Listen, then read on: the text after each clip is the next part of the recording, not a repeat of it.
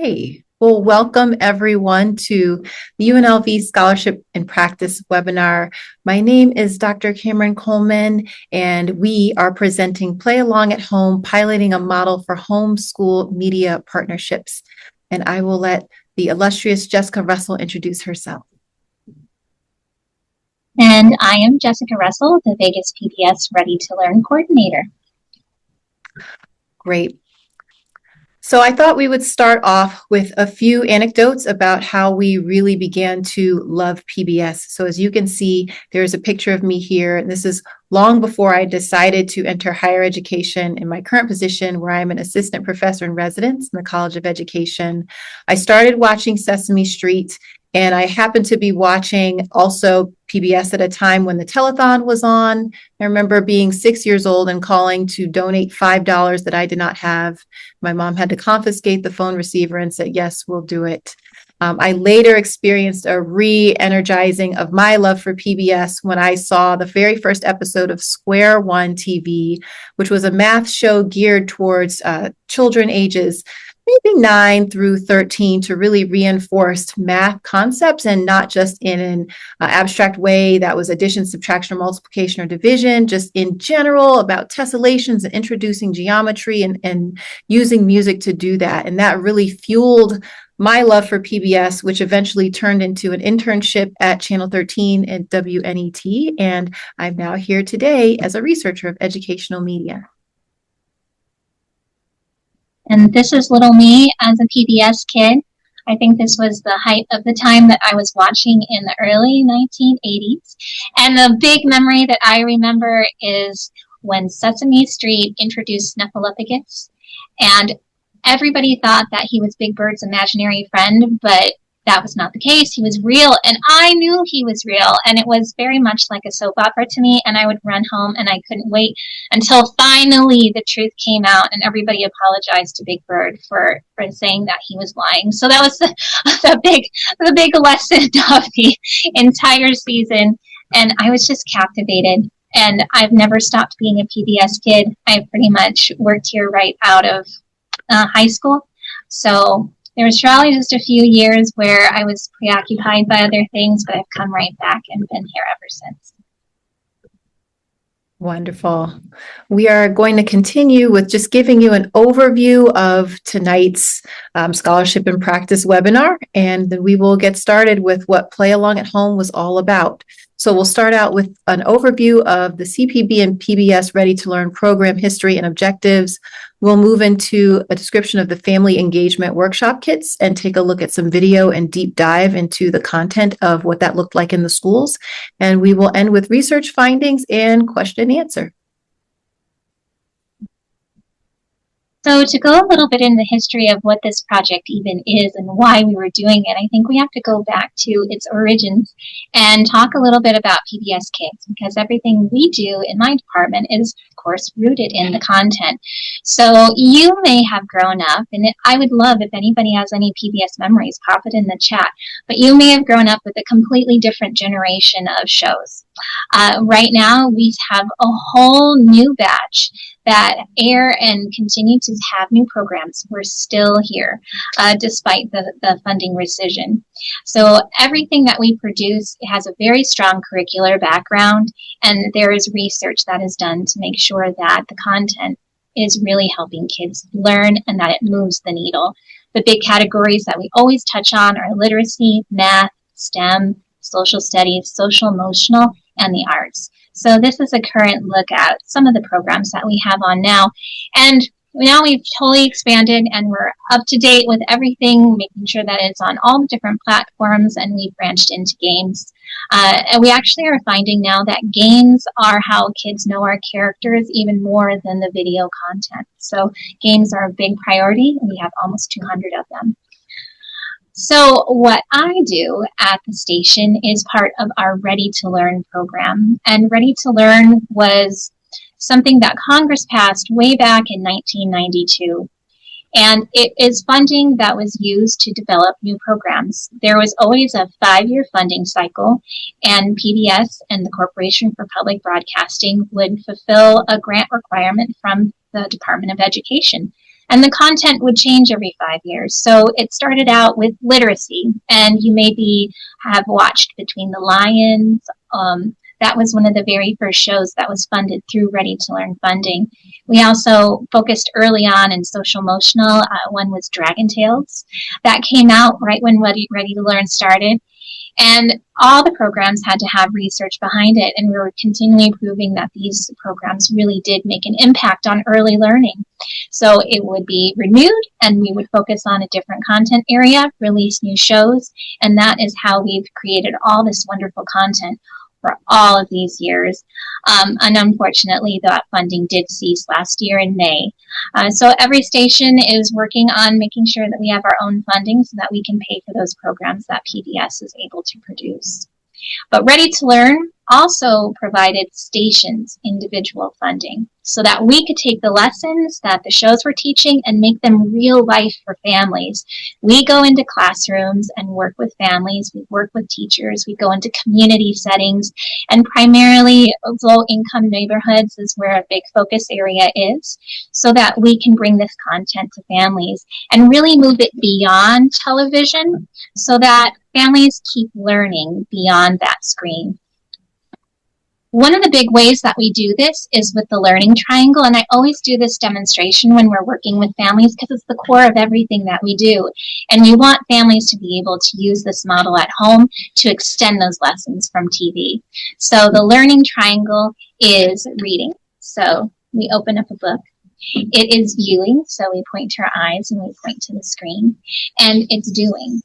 We're taking all three of these different modalities and we're trying to hit one content area. So whether it's Socioemotional or math, we're always reading, viewing, and doing and modeling with families how they can do this at home and providing resources so they can keep doing it. We don't want to just tell them these great tools and then not give them the book or not give them the hands-on materials. That is the core of our mission, and that's where a lot of the funding went to stations to make sure that we were really maximizing the educational value of these programs. So that brings us to the project that we're speaking about today. And we created family engagement workshop kits that follow this learning triangle model. So this came out of a circumstance where I had a team, but unfortunately, due to a variety of factors, I found myself all by myself. So going from a rather large team to just me, I didn't know how I was going to fulfill our family engagement workshops. I actually had to cancel so many, and teachers who had been experiencing our workshops for years asked me, you know what, we know the learning triangle. Could you just provide us materials so that we could do it? And I'm like, yeah, why not? Why couldn't I do this? I actually have grant funds through the Corporation for Public Broadcasting for Ready to Learn. So at the time, we were focusing heavily on STEM and social-emotional learning. So I was able to use that funding to create 2 kits with a lot of teacher input to make sure that this would be valuable for them so that they could do the workshops rather than me. And I could describe what these workshops are, but I think it's best to actually see it in action. So we created these 5-minute training videos so that teachers who were unfamiliar with our model would be like, what's this box? And they could see this video and understand deeper what we're trying to do with it and what they can do with it.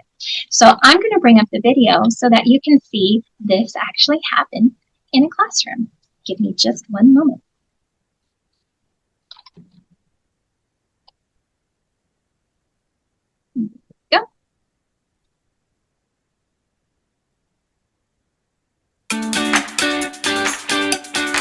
Welcome to the PBS Kids Play and Learn Science Family Engagement Workshop Kit, designed to make it easy for early childhood teachers to engage families in hands-on learning experiences. This kit addresses science inquiry, the engineering and design process, and literacy skills. We're going to be learning about water. We're going to be investigating. We're going to be observing. We're going to be exploring water today. Inside the bright yellow box, there is a lesson plan, bilingual handouts for families, center prompt cards, baggies containing family activity materials, and take-home books. The workshop runs for about an hour and is divided into 3 parts: large group meeting time, center-based active learning and playtime, and a large group wrap-up. Facilitators can adapt the experience to their setting. I want you to build something that floats. What can you build, Amari? Say it again. A boat. Can we build a boat? Yes, I think we can. Throughout the workshop, the facilitator's main role is to model curiosity and inquiry. Engage families in science and literacy talk using the notice, connect, and wonder strategy. Make observations out loud, encourage connections to other experiences, and model questions that inspire curiosity. Wow, that's a tall boat. Do you think it's gonna float or it's gonna sink? Teacher, look. Kind of sinking, but guess what? I think if you cover the sponge, do you think it's gonna make a difference? Yeah? Begin with the large group meeting time. Pass out the Float Sync worksheet as an introductory activity. Ask questions and encourage grown-ups and children to discuss their answers together before sharing with the whole group. I am water. That's the title. And while I'm reading, you can just use your pointer and point at the words that I'm reading, and you are listening.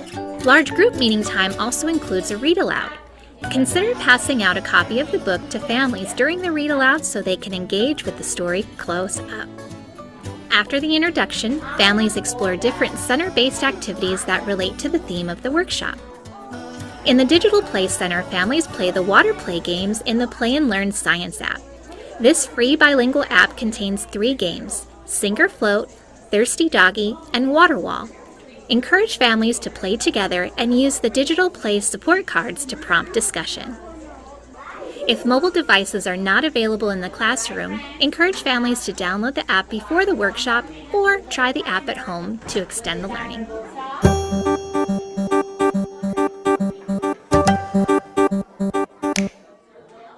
In the Investigation Center, families use eyedroppers to investigate which materials absorb or repel water. Each family receives a baggie with materials, a Dixie cup filled with water, and a data collection chart to predict and record their results. They can also test items at home using the blank spots on their handout. That's so cool. You know what? You are just doing just like a real scientist. Scientists never know what's going to be the outcomes of their research. They just try. They're very brave. You need to do the same. Just try. So, we have some good sticks. In the Make and Take Center, families use the engineering design process to make sailboats from recyclable objects. Encourage them to plan, create, test, and improve their designs. They can test their boats in a shallow tub of water in the classroom or at home. Start a collection a few weeks prior. Suggested items include foil, paper towel rolls, craft sticks, small boxes, lids, or plastic containers. The straw in the baggie can be used to make a sail. After center time, bring families back together to share their experiences in small or large groups. Before dismissing, ask grown-ups to complete the workshop survey via the QR code handout. Through child-led activities and experiences, we hope this workshop kit helps foster collaboration, communication, and problem-solving skills among families. PBS Kids Play and Learn Science Family Engagement Workshops, inspiring curiosity. So I hope that really brought this back to life for everybody so that you can see what it looks like in action. And Ms. Valero, who was featured in this video, she was familiar with our learning triangle. She's had our workshops for a number of years, but that was the very, very first time she ever did that workshop. And she was brave enough to let us video record it. And I think you all see that she did an amazing job with it. So to take just a little closer look at all of the materials so that you can see it up close, we provided a box that had everything in it that a teacher needed in order to do this workshop. So you have a lesson plan folder, and they had one set of all the materials, materials for their lesson planning, and then the materials that were going to be taken home by families. Then we gave out individual packets with one of the hands-on activity investigations, and that was, does it absorb, does it repel? So new vocabulary for our pre-K students. and also vocabulary instruction for parents on how important this is to teach. Inside, you see there was different materials. Some things would absorb the water and some things would repel. And the kids absolutely loved that little compressed sponge. You saw in the video, they're like, neat! That was absolute hit. And a lot of them thought it was going to repel the water until they saw it expand. And then the dropper, of course. And so all of these materials, the families were able to take home to continue exploring. Also, we have the Play and Learn Science app. So in the video, we talked about either have the parents download the app prior to coming, if you don't have devices, or share the app so that they can play it at home. But there are 3 water games in particular that are great for investigating the properties of water without making a complete mess, which is a fantastic thing of using media to explore certain concepts. And then that exploration where they were creating boats to sink or float, we gave this parent handout. Everything is bilingual as well. So while there was direct explanation from the teacher, the parents had this to refer to as well. And if they wanted to do it at home and continue, they had this explanation to have that continuity. So these were core components as well as a take-home guide. So if anybody wanted to continue playing games to explore water, anybody wanted to continue watching videos to explore water, they have those QR code links as well as some other real-world activities. And they all received the book to take home. So by the end of this workshop, the goal was to have this box completely empty, other than that lesson plan, so that teachers could refer to it for the future. We also gave out one more box, and this was social-emotional themed. This was part of a host of workshops that we have provided on executive function skills. So I pulled just one of the series out and created the kit. This one was all about helping children with goal setting and confidence. And what the feedback when I was doing this with families is like, this is a great topic and I want to help my child work on goals, but I don't really know how to do that with pre-K. So that's what this kit was about. Inside, of course, there was a lesson plan on self-confidence, and then there's the book. So this was the read aloud as well as the take-home book that everybody received, called Feel Confident, a book about self-esteem by Sherry J. Miners. Then the core activity of this was creating a confident caterpillar. Families each received these little baggies that had 5 pieces of construction paper pre-cut, as well as little eyes and pipe cleaner so that they could create a caterpillar, just like featured in the corner of this handout. And on each of those links, the families created a goal to work on for the child. And this was great because teachers were in the classroom, so if there was a goal that they thought maybe the child could work on at home, it was a collaborative effort, and they could write that goal on that. So each little link had a goal, and then once the children at home accomplished one of the goals, they could take one of those happy face dot stickers and put it on the caterpillar. Then there was a media center, so families again were encouraged to access this game from Daniel Tiger about being a classroom helper, modeling self-confidence by achieving a helping nature in the classroom. And then parents received a very in-depth guide on how to help their children with more skills related to self-confidence at home. A lot of these points the teacher talked about during the workshop. Again, this was just a great reference material, so parents had that at hand and could actually try these different strategies at home. Again, there's more video links that they could do, another digital game, and then we had a place here where families could actually set goals for themselves. How could what do they want to help their child related to this topic? And they could even jot down progress that they've made toward that goal. So that was another aspect, as well as some other books they could check out on self-confidence. So as you see, each kit just really followed a read, view, do. It gave the materials so that families could follow through at home and take those lessons they learned in the workshop to help their kids with these content. So we decided that we needed some research on this. We actually don't have any research about long-term outcomes from our family engagement, even though we know by talking to families how impactful this is. So that's when I met Dr. Coleman, and she created an amazing research study, and we found out some wonderful things. So I'm going to share the slide and turn it over to her. Wonderful. So we arrived at the conclusion that we wanted to really investigate the kits and the take-home materials and how parents really were engaging with that. In many cases, parents are given tips and hints, and I think this was the first time since the old days of ask for a self-addressed stamped envelope for resources that I had seen actual tangible materials made available through the school. And so part of this was to really look at what an interconnected learning space would look like between the media, school, and home environments. And so there were 4 questions that really framed this research. The first one was, did families use the take-home materials? And if so, how? What were the children's responses to the take-home materials? So we wanted to ask the families in terms of the caregivers as well as the children, get approvals from the children to see how they engage with the take-home materials. Second research question was, what, if anything, do children remember about the materials? So we were asking these questions 1 year after the last workshop. So parents had gone to their children's schools and experienced the workshop from their child's teacher. And we wanted to see after a year if there were any enduring habits, enduring understandings, and we wanted to ask all parties about it. The third research question was, how did teachers select the take-home materials for their classes? So the focus on science and socio-emotional learning actually came from research that those were needs that parents wanted to see.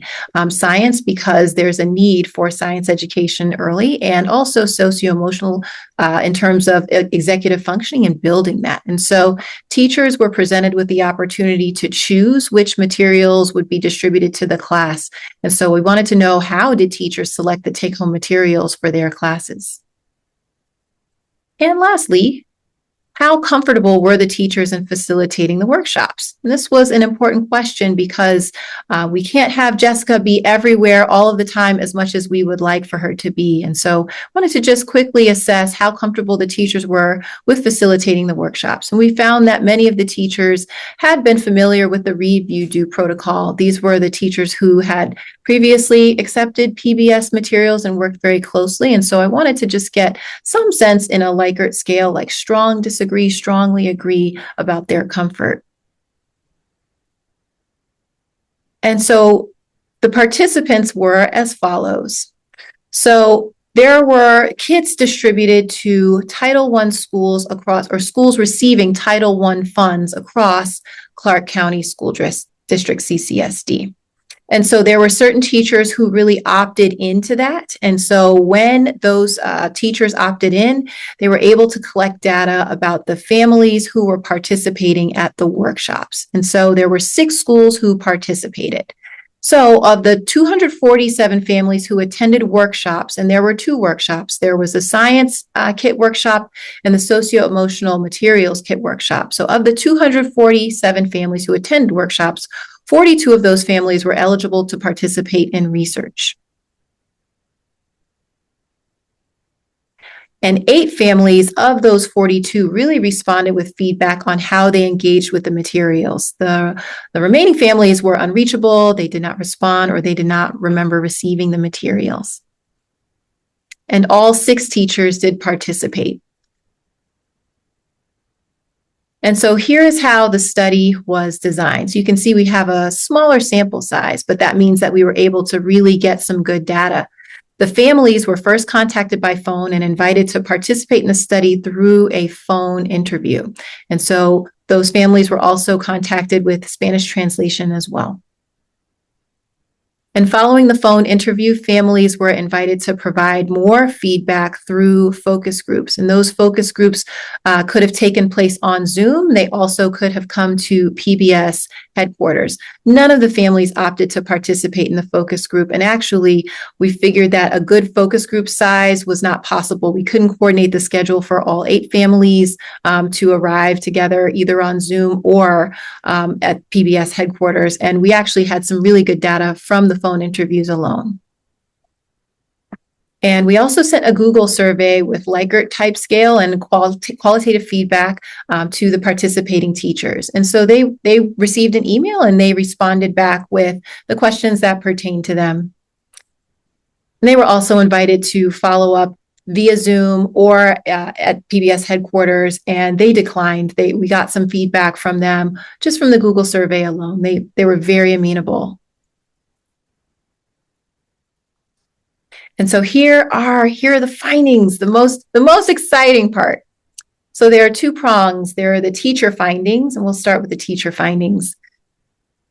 We found that the teachers' reasons for selecting the kits varied. There was no common trend. They often talked in knowledgeable terms about child development and what the children needed. Many of them did not say, I was not sure about the science kit, or they didn't refer to their own content knowledge. They were really speaking from child development terms, and there was no rhyme or reason to why they selected the kits. And secondly, all parents found the parent engagement workshop kit easy to use. So the teachers reported that all of the parents were telling them that the parent workshop engagement kit was easy to use. And so in terms of the families, so there were 8 families who responded back, and there was some very, very rich feedback from some of these families. So here are the family findings overall. We noticed that in the home, parents were active managers of the take-home materials. So all of the parents were actively mediating using the kit. This was not the kind of thing where parents were giving the materials to the children and letting them tinker on their own. The parents really did take an approach to scaffolding how the materials could be used. We also found that participants and their siblings interacted with the take-home materials, which is very exciting because it means that there is more impact than simply with one child. There's an impact across generations, whether it's the caregiver to the child, but there's also a child-to-child impact. That was very exciting as well because it meant that there could be an expanded effect.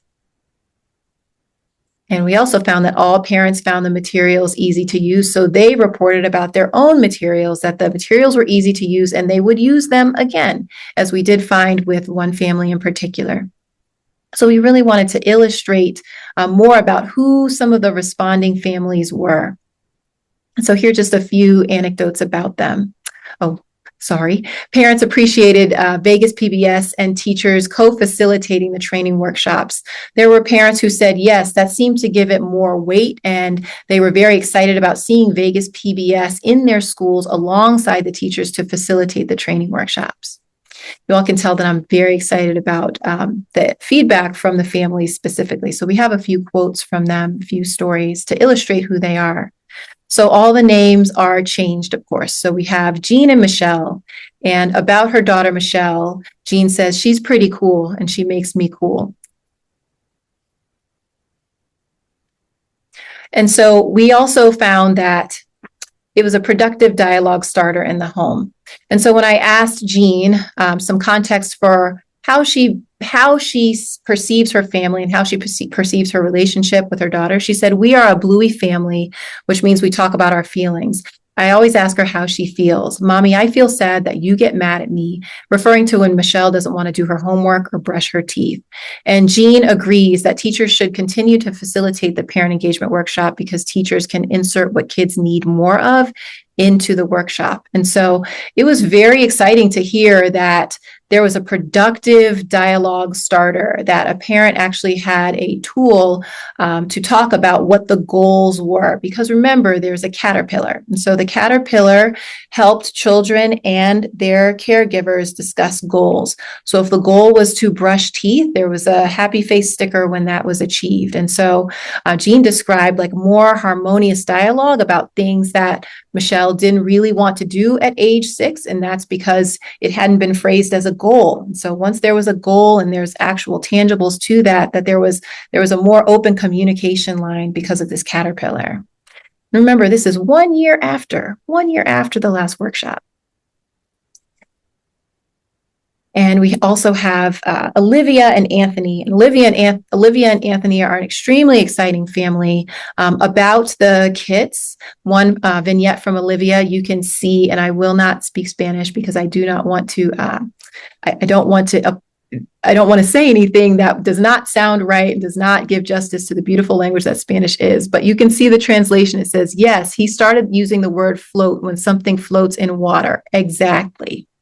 So Olivia, the mother, remembered very vividly how Anthony used the materials 1 year after the final workshop.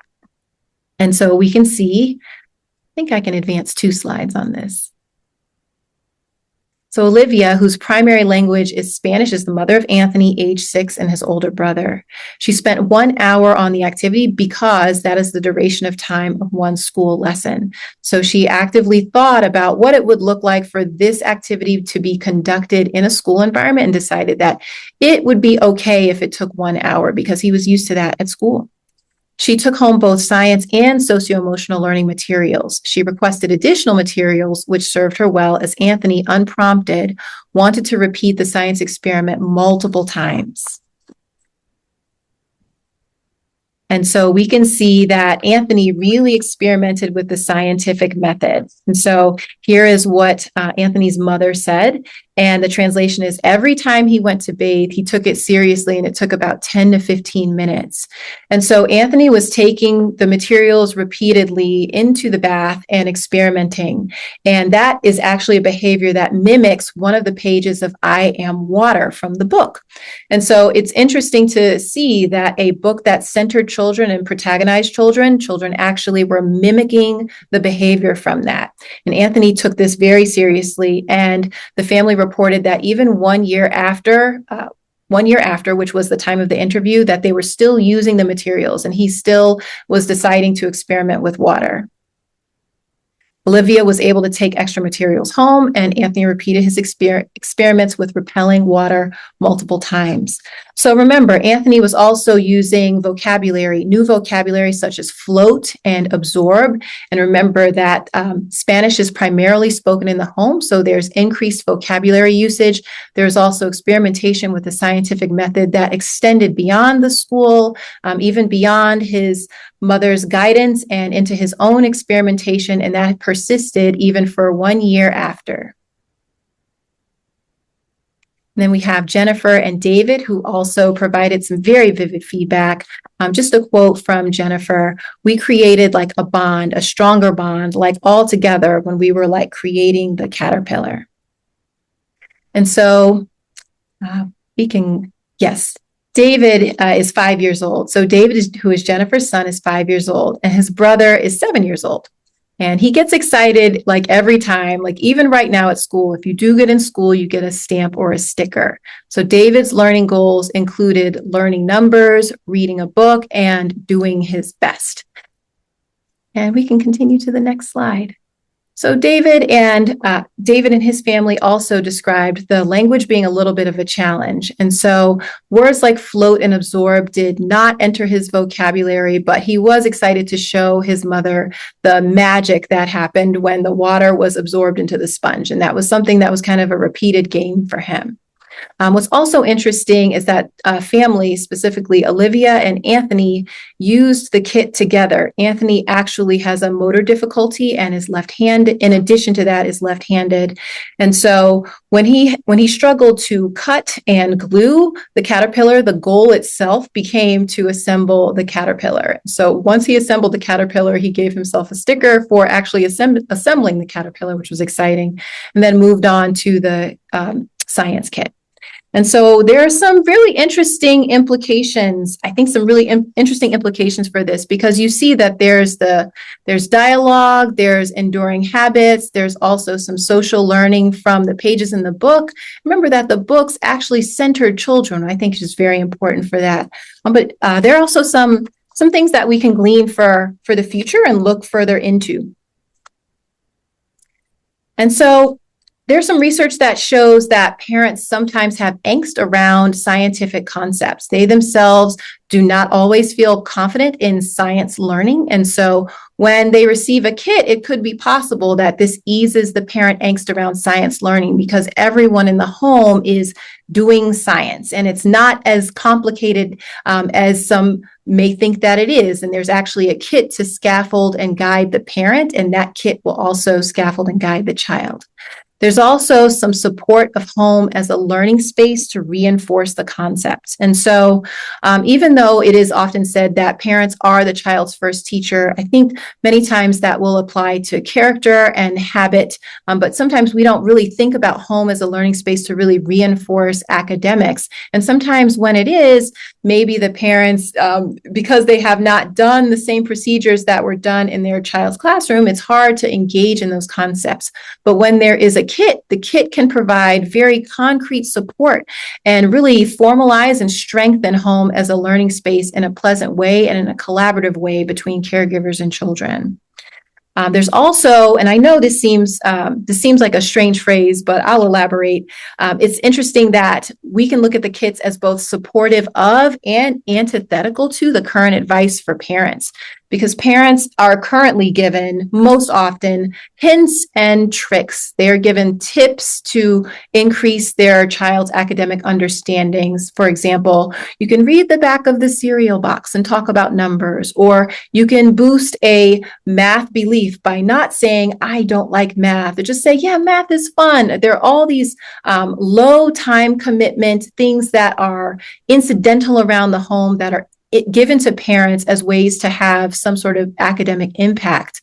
And so these kits show that maybe it's okay to not do something that is incidental. Maybe it's okay to do something that's intentional. Maybe it's okay to do something that is scaffolded and planned such that you can really maximize and see the enduring understandings. And parents can also have access to what happened, because it's different when you were triangulating information from the child, what happened at school, to the teacher, to the parent, to the child. It's like there's a shared experience between the parent and the child that can really support academic takeaways and also bridge the concepts from school to home. And another implication is that everyone in the home can benefit. So along with the first implication, we see that there can be some positive impact for parents who may not have the most comfort with science concept knowledge. They're benefiting from understanding the science concepts in the same way that their child is understanding it. There's also siblings who can learn from these experiences as well. And so unlike toys where children are benefiting and maybe parents are like, oh my gosh, these toys are everywhere now, the kit is a collaborative activity that everyone can benefit from. And so there are many implications. I also think that in addition to the intergenerational effect, we can really start to look at what it looks like for us to complete kits centered around child-centered materials such as the book, because we saw there were several parents, including one who was surprised that her child asked to help with cooking. In the I Am Water book, there's running water into a pot. So another example of mimicking from a book, we can create kits around child-centered media, whether it's books or even the games. We can also maybe create some prompts for some dialogue and so some productive starts to that to kind of ease and open communication, whether it's around socio-emotional learning or science learning or whatever. As an intermediary, we can use these kits to really support that.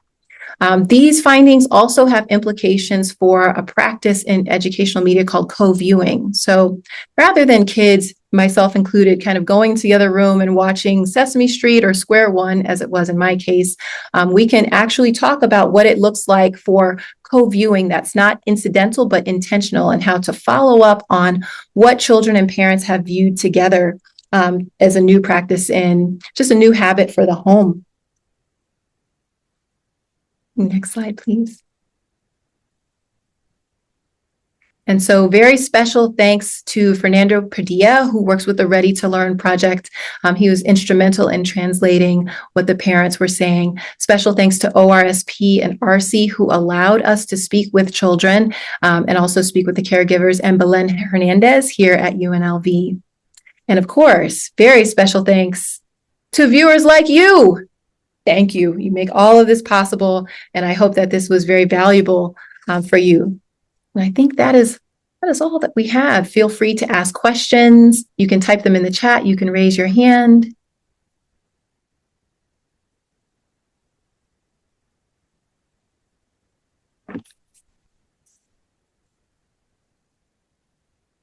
You are very welcome. You're very welcome, Miss Purdue, Miss Nihapali.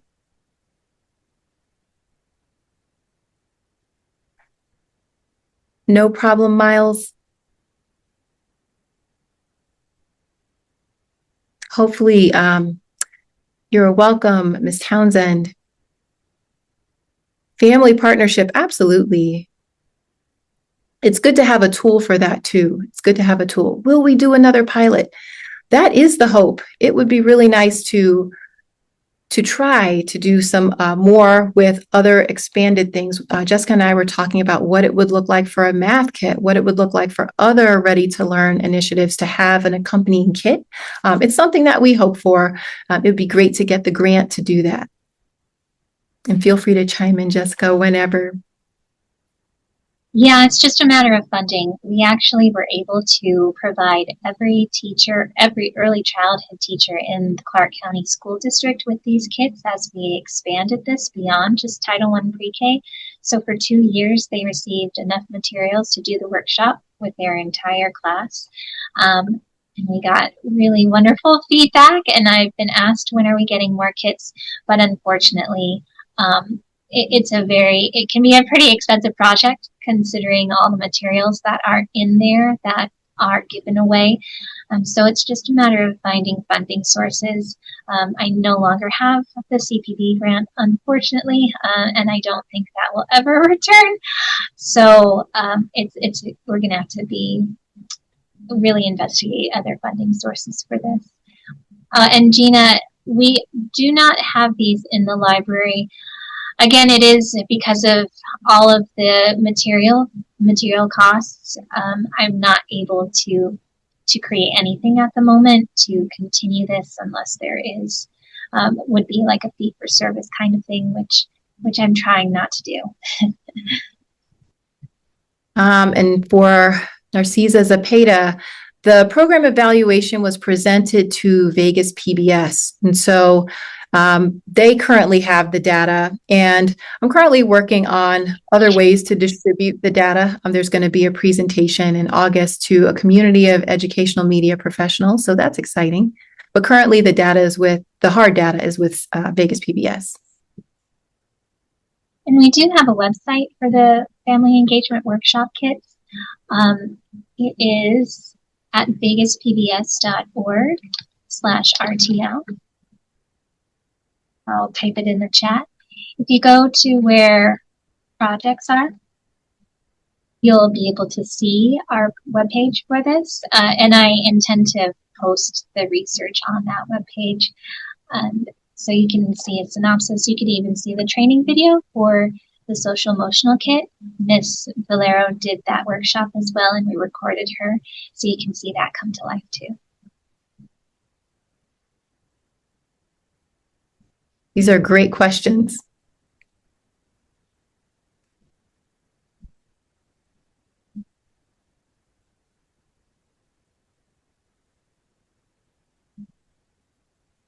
Great. You have a good evening as well.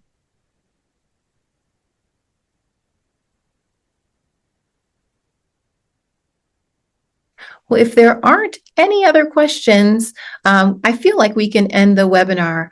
And you can find me at cameron.coleman@unlv.edu if you have questions about the project. And I'm at jrussell@vegaspbs.org. If you go to that vegaspbs.org/RTL page, you can find my contact information on there as well. Okay, wonderful. Well, thank you all for attending. Thank you for your wonderful questions, and have a wonderful evening.